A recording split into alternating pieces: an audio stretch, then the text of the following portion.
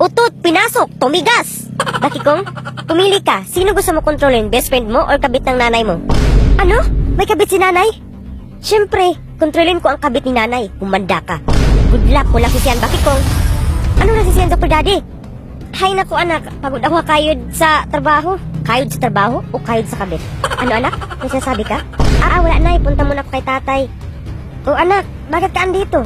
Tay, may tanong ako. Bakit hindi lagi umuwi si nanay? Kasi anak, may trabaho siya. Sige tay, pasok muna ako sa paaralan. Sige anak, ingat ka. Kakain 3 times a day? Or hindi kakain? Siyempre, hindi pa kainin ang kabit ng nanay ko. Magdosa ka. Ano anak? Ano hindi pa kainin? Wala nay. Ibig ko sabihin mag-TG para makadim ka ng load at makatanggap pa ng mga totoong regalo kagaya ng cellphone, appliances. So ano pa hinihintay mo? Just click the link sa bio ko. Siyempre magkasakit para kung mawala kang kabit ka, hindi nakakahid si nanay sa'yo.